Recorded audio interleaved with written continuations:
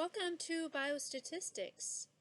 This is the first week of the Biostatistics course, and I'm going to give an overview of the course through this PowerPoint presentation.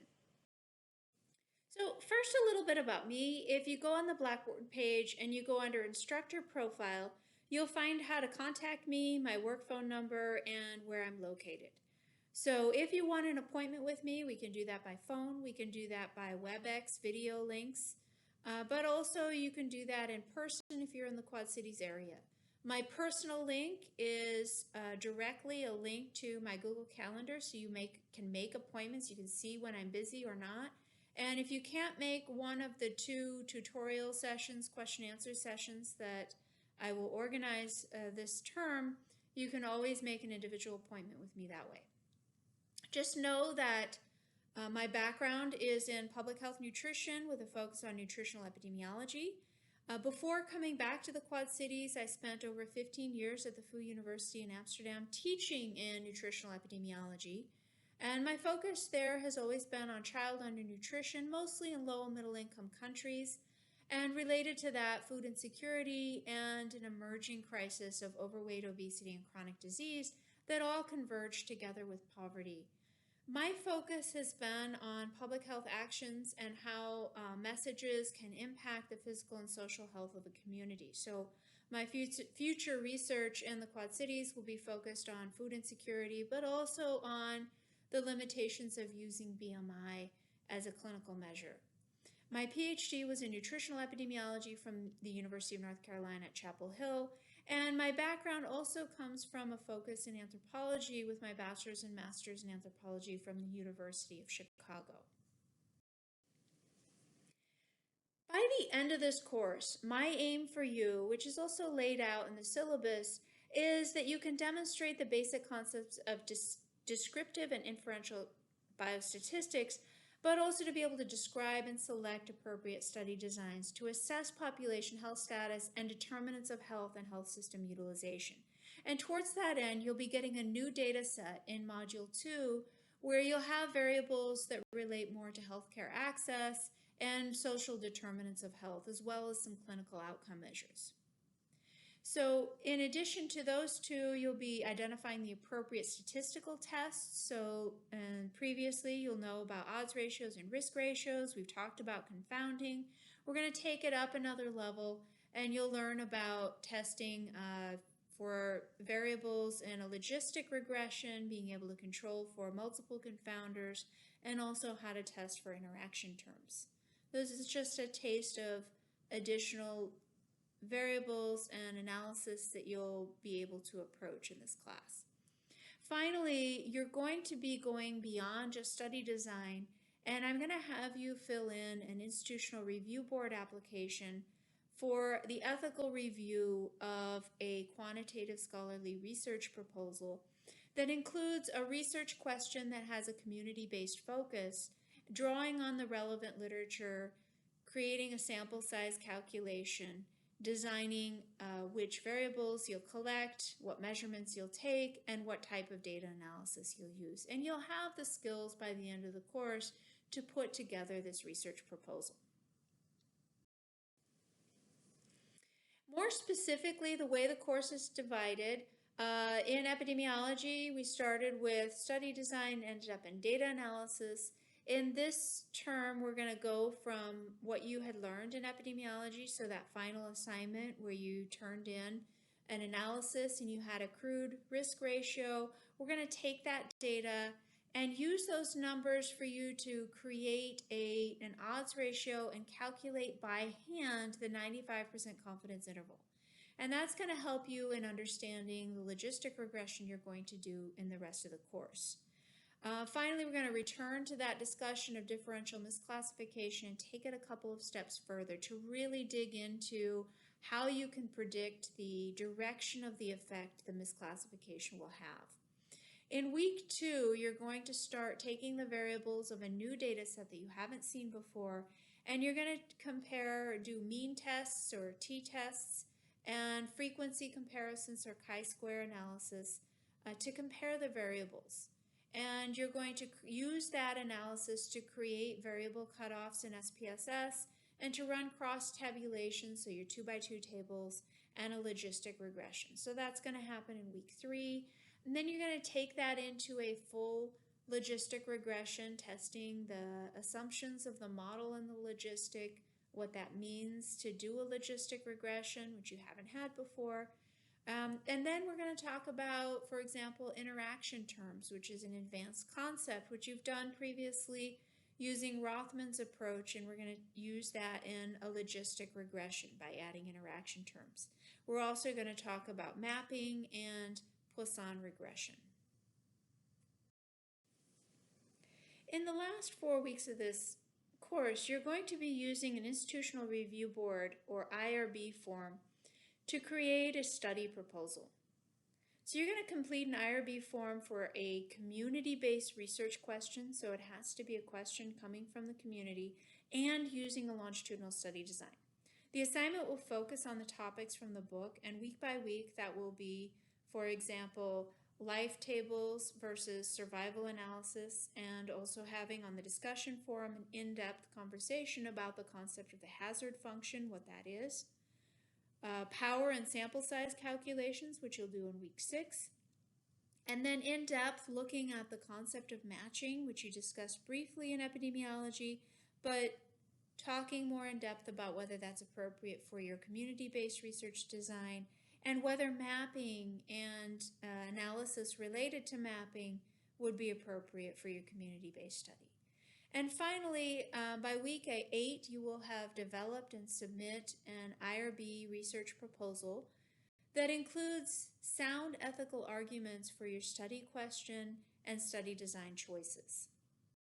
So the grade breakdown of the course relates to the discussion and peer engagement, and that is something that you'll have every week, and that's going to be worth 40% of your grade. It's very important to engage intensively in that discussion process. You will have draft assignments due each week, and these will be due even before you post to the discussion forum. That's an opportunity for you to ask your questions, to show me the draft that you have at that moment. It is pass-fail, so please submit that each week and do your best. You're not graded based on whether or not the answers are wrong or right, and you have multiple opportunities to make corrections before that assignment is finally due. The assignments will be due on Sundays, and they will be due in weeks 1 through 7, and then in week 8 you'll have your final research proposal in the IRB format due. So you have assignments that together make up 40% of your grade, and the research proposal in the IRB format is worth 20%, but that's an accumulation of things that you've learned from the entire semester that come into that research proposal. In this slide, I just want to emphasize the late work policy that's given in the syllabus. This is something that might otherwise escape your notice. In this class, I have to be quite strict with the late work policy because late work submissions very often will interfere with the learning process, not only for yourself, but that of other students. So be aware that the grading policy, wherever a late submission interferes with the learning process of the group, those assignments will be marked either as a failing grade or a 0, and I'll explain that more in depth. Otherwise, late assignments will be reduced by a half-letter grade per day.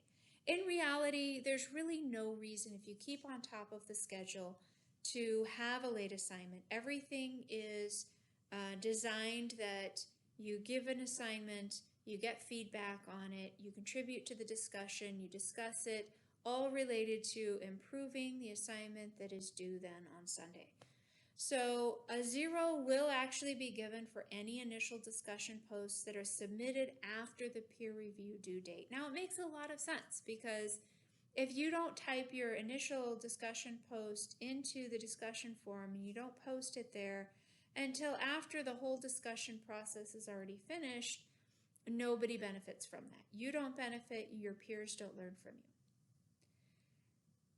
A failing grade will be given if you give your peer review late. And that's because even if it's just a little bit late, it will interfere with your peers' ability to make revisions.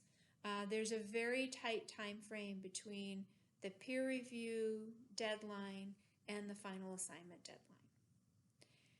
However, that failing grade will actually go to a 0 if your peer reply is not posted until after the due date for the related assignment, because if you give a peer reply at that point, it does nobody any good.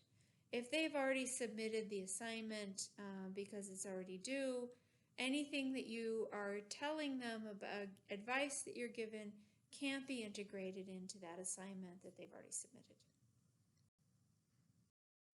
So here's an overview of the schedule for the course, and you can put these due dates already into your Google Calendar or your agendas, however you keep track of your schedule. And just know that every Wednesday you'll have something due. That will either be a draft worksheet or assignment. So the first 6 weeks you'll have a draft worksheet or assignment due by midnight on Wednesday. And for this one, it's graded pass-fail. So what I expect from you is to complete the assignment to the best of your ability, and wherever you are not able to complete the assignment, you should ask me a specific question so I can understand any confusion or questions you have that are preventing you from completing the assignment. Then the following day on Thursday, you'll be posting your draft worksheet or assignment into the discussion forum and answering questions that are on the discussion forum about that assignment. So it's really going in depth and helping your peers understand, but also elaborating on any questions that you have yourself that you need feedback on from your peers. On Saturday, you are asked to reply to at least 2 of your peers. So before Saturday at midnight, make sure that you have replied to at least 2 of your peers, and be sure to prioritize the peers who have the least number of comments. So if you come in late and you see somebody hasn't had any peer replies, please reply to them first before you add replies to others who may have multiple replies already. And the meaning for that, the purpose is, it doesn't do the group any good if everybody replies to the same couple of people. Then on Sunday, you have time to integrate the discussion forum and the feedback that you've gotten to make corrections to your worksheet and assignment. So by this point, if you've really engaged completely in the discussion forum, you really should have 100% on your worksheet or assignments. It's very possible to get perfect scores on these worksheet assignments if you put the energy and the effort into the discussion forum. So you might find that you actually get better feedback if you all engage more with more of your peers, because for every time you open the answers that other people have given, you will come to a better understanding yourself. And if you reply to more of your fellow students, you will also engage more in the process and learn more in the process. Notice that, as I said, that any late reply on the peer review process means a very tight schedule for your peers to finish their final assignment on Sunday. So one of the questions you might be asking is, why did I select this particular book for biostatistics and quantitative research methods? Specifically, why Selvin? So to understand why I selected this book, you should know that epidemiology is the framework for statistical analysis in public health. And this is really as much an advanced epidemiology class as it is a statistics class. The content of the Selvin book provides the foundation that you need in epidemiology, both in terms of understanding the literature, but also the tools you'll need for understanding the questions that we have in epidemiology. So for that reason, the Selvin book and the content of the Selvin book provides the foundation for the worksheets and exercises each week, and also have integrated the content of the Selvin book and the selections that you'll need to make for planning and preparing your research proposal. So this term, we're going to be taking the concepts that you learned in epidemiology, and we're taking them a couple of steps further in biostatistics. We're going to start with the idea that the risk ratio and odds ratio are the basis for testing causation in epidemiology. And logistic regression is needed to take a model and to identify the odds ratio while testing for multiple confounders and while testing for interaction. In addition to that, this book will provide us statistical approaches to geographic modeling of disease risk, and that becomes really important for diseases like malaria that are related to the physical environment. But it's also important to diseases that you might not expect to be related to the physical environment, such as obesity or diabetes. Finally, the book includes ethical concerns as critical to developing the most appropriate study design, and this is an important emphasis that we want to give in this course.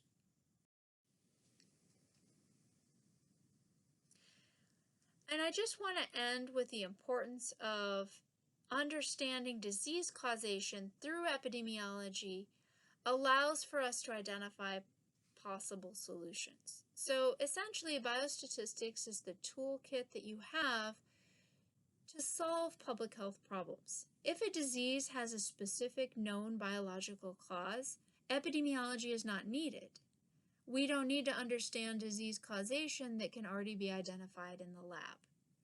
So most epidemiological research focuses on social determinants of health, which are hard to measure, and that's what you're learning in biostatistics. How to take hard to measure social determinants of health and how to classify them, categorize them, whether you have them as yes-no dichotomous variables or 4-level, high, middle, low income.